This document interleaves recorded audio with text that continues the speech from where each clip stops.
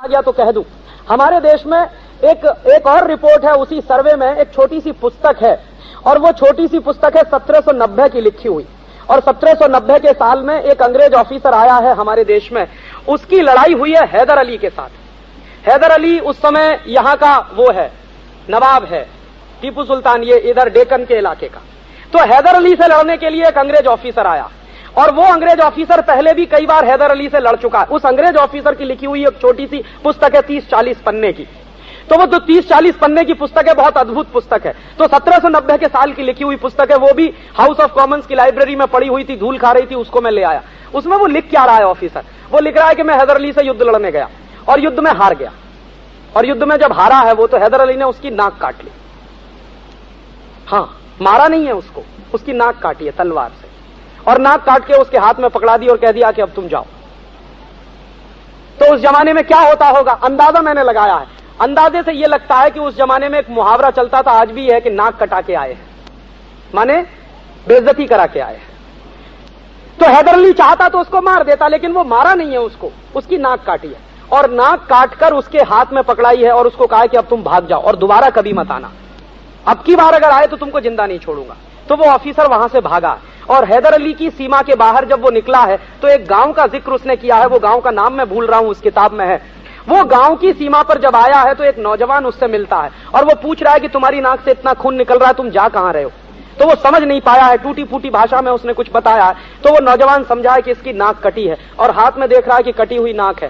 तो उस नौजवान ने उसको इशारे से कहा है कि तुम रुको, मैं तुम्हारी नाक जोड़ता हूं, माने ऑपरेशन करता हूं। तो वो ले गया, और उसके ऊपर ऑपरेशन हुआ है कुछ 1.5 घंटे का, और 1.5 घंटे के ऑपरेशन के बाद उसने सर्जरी की है, और सर्जरी करके उसकी नाक जोड़ी है। और 15 दिन वो उस नौजवान के साथ रहा है। उसके बाद वापस लौट के लंदन गया।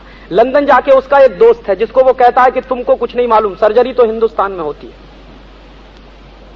तो लंदन के कुछ सर्जन्स आए हैं, और वो पहुंचे हैं हैदर अली की सीमा में, और हैदर अली को उन्होंने निवेदन किया है कि हमको आपके उन गांव में जाने की इजाजत दीजिए जहां पर सर्जरी करने वाले लोग रहते हैं। तो वो लोग वहां पहुंचे हैं, और वो लोग करीब 1.5-2 साल वहां रहे हैं। सर्जरी उन्होंने सीखी है, और सर्जरी सीखकर वापस लंदन गए हैं, और fellow of the royal society की स्थापना हुई है। माने 1790 में भारत में सर्जरी की टेक्नोलॉजी उपलब्ध है, कोई कल्पना नहीं कर सकता। और यह भी आपको जानकारी दे दूं कि प्लास्टिक सर्जरी दुनिया में सबसे पहले भारत में आई है, यूरोप में यहां से गई है। यूरोपियंस आए हैं, यहां से प्लास्टिक सर्जरी सीख कर गए हैं, और तब यूरोप में प्लास्टिक सर्जरी बनी है, और उसके आधार पर इंस्टीट्यूट चले हैं। तो वो पुस्तक में 70-80 पन्ने हैं, बड़े जर्जर अवस्था में है। मैंने उसको कंप्यूटर में फीड करके उसका प्रिंट आउट निकाला, और उसको रिप्रोड्यूस करने वाला हूं मैं उस पुस्तक को, और इस देश के मेडिकल कॉलेजेस में भेजने वाला हूं कि देखो पढ़ो इसमें क्या लिखा है। और तब इस देश के डॉक्टरों को शर्म आएगी ये कहते हुए कि हम FRS होके आए हैं लंदन से।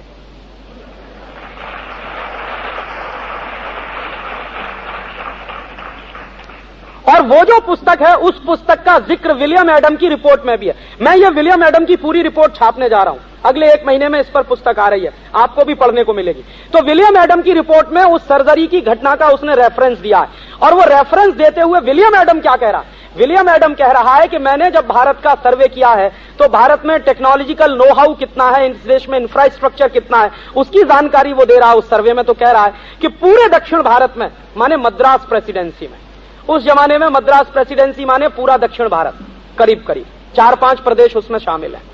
तो वो कह रहा है कि पूरी की पूरी मद्रास प्रेसिडेंसी में 1.5 लाख कॉलेजेस हैं। गांव कितने मालूम है उस समय? गांव की संख्या है मद्रास प्रेसिडेंसी में 1820 के आसपास, जो रेवेन्यू के डॉक्यूमेंट्स आर्काइव्स में पड़े हैं उनको निकालकर मैंने गांव की संख्या कैलकुलेट की है, तो 1,47,000 गांव हैं, और कॉलेजेस 1.5 लाख है। ऑन एन एवरेज हर गांव में 1-1.25 कॉलेज है या 1.5 कॉलेज है, मान लीजिए। एवरेज वैसे निकालना नहीं चाहिए, सबसे इडियोटिक वो है कैलकुलेशन,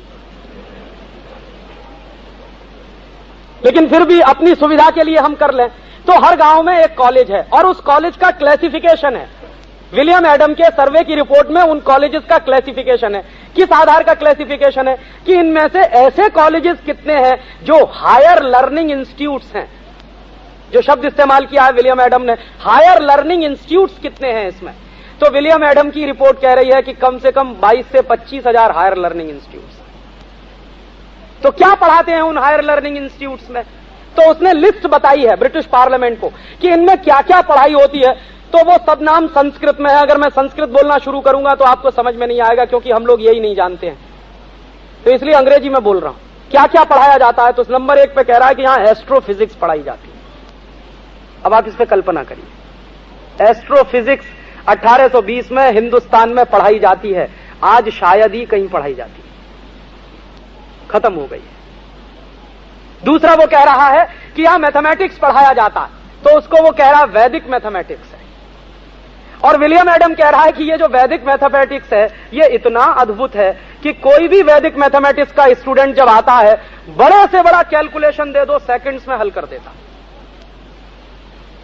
तो कुछ फॉर्मूले हैं जो उसने उदाहरण के लिए रिपोर्ट में दिए हैं, तो वो फॉर्मूले मैंने निकाले हैं। और मेरी जो नई आजादी नाम की एक मैगजीन छपती है, उसमें पिछले महीने के अंक में मैंने वो फॉर्मूले छापे हैं।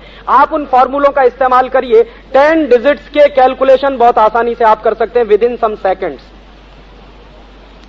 तब मुझे याद आया कि हमारे देश में दुनिया में एक बड़ा चर्चित नाम है, उनका नाम है श्रीमती शकुंतला देवी। तो कहते हैं कि वो शकुंतला देवी जी इतनी तेज कैलकुलेशन करती है कि कंप्यूटर भी नहीं कर सकता। तो मुझे समझ में आ गया कि शकुंतला देवी क्या जानती होगी।